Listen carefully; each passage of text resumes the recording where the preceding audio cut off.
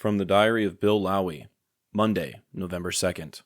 Last night, the American compound at Bien Hoa was attacked by the VC using .81 mm mortars. Bien Hoa had the largest number of aircraft and personnel in all of Vietnam outside of Dan Son Hout in Saigon.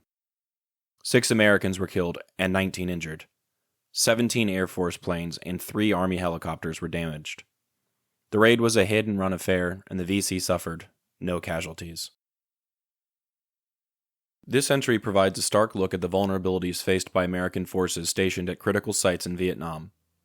On November 1st, the American compound at Bien Hoa endured a Viet Cong mortar attack, an assault that tragically left 6 dead and 19 injured, while also inflicting significant damage on Air Force and Army aircraft.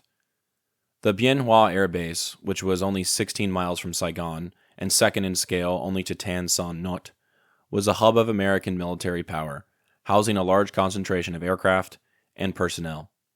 This made it an attractive target for the Viet Cong. Bien Hoa's role in the war effort made this attack a significant blow.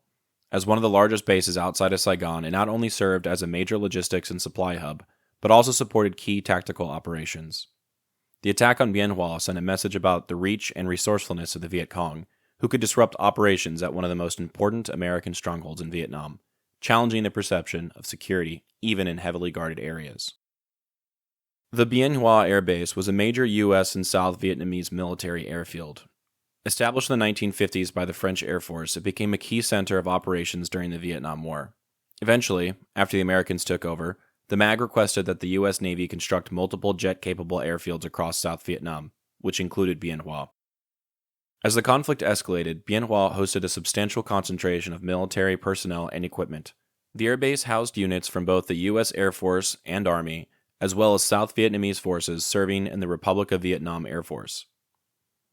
The airfield served as a joint base and acted as a hub for numerous combat and support aircraft, including F-100 Super Sabres, B-57 Canberras, UH-1 helicopters, and U-2 reconnaissance planes. This made it an essential point for launching and supporting missions, including tactical bombing, close air support, and reconnaissance, especially in areas under heavy Viet Cong and North Vietnamese influence. Bien Hoa's scale and importance also made it a frequent target. The November 1964 attack noted by my grandfather was one of the first large-scale Viet Cong attacks on an American installation and was a well-documented event. One inconsistency reported by Poppy is the casualties he listed. He stated there were 6 Americans that died, but in fact it was 4 Americans and 2 South Vietnamese.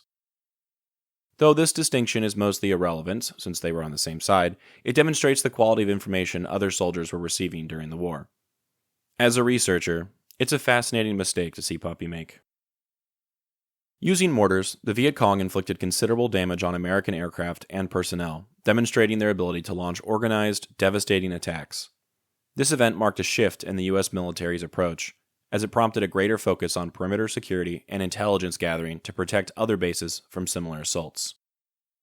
An earlier attack on soldiers guarding the base perimeter in 1962 actually led to a defoliation campaign in the jungle surrounding the airfield, where H-34 helicopters were sent out to spray Agent Orange and other defoliators around the base. This operation continued as the base became more important and endured more attacks. Although there were no VC casualties during a raid, a Republic of Vietnam Air Force commander later launched a retaliatory attack on November 6 on a VC base and claimed to have killed 500 VC in response. Throughout the war, Bien Hoa remained a center of intense military activity, often functioning as a base for major air campaigns such as Operation Rolling Thunder and Operation Arc Light. Following the Tet Offensive in 1968, it became an even more critical launching point for operations. As U.S. involvement wound down in the 1970s, Bien Hoa was gradually handed over to South Vietnamese forces, who used it until the fall of Saigon in 1975. The airfield is also known for the 1965 Bien Hoa disaster, in which there was a catastrophic explosion at the base on May 16, 1965, when a chain reaction of blasts destroyed multiple American B-57 bombers and killed or injured over 100 personnel. The incident began when a bomb accidentally detonated on the runway, triggering a series of explosions that rapidly spread across the airfield, igniting bombs, fuel, and munitions. The devastation significantly impacted U.S. air operations and highlighted the dangers posed by the sheer volume of explosive material stored on bases like Bien Hoa. In response, the disaster prompted heightened safety protocols and increased scrutiny on munition storage practices to prevent similar tragedies in the future. Bien Hoa's story reflects the complex and often perilous environment U.S. forces encountered in Vietnam. Despite its powerful arsenal and defenses, the base was always at risk, showing the high stakes of holding territory in a conflict defined by guerrilla tactics and an ever-present enemy. Today, the U.S. is still active in the area, assisting the Vietnamese government in decontaminating the base of Agent Orange. The site is said to possess the most contaminated soil and waterways in Vietnam. The photo I chose for today appears to depict the exact situation Poppy has described, the attack on the airfield. There are multiple bomber planes which have been mortared and caught fire. The photo also shows multiple personnel surveying the damage while standing around a fire truck.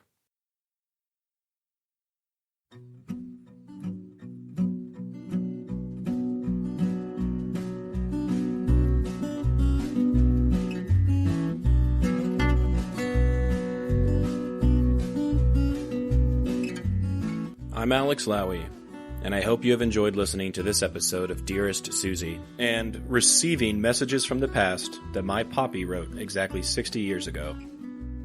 I sincerely appreciate your time and interest. Please consider following the podcast on your preferred platform, and if you're enjoying it, I kindly ask that you take the time to rate the show and leave a review. Also, please follow the project on YouTube, X, and Instagram. All likes, comments, shares, and reviews will help grow the reach of this story. The links for these things should be in the description of this episode. Please feel free to email me at dearestsuziepodcast@gmail.com if you have anything you'd like to say. I'd love to chat or to hear about your stories as well. Thank you for listening, and God bless.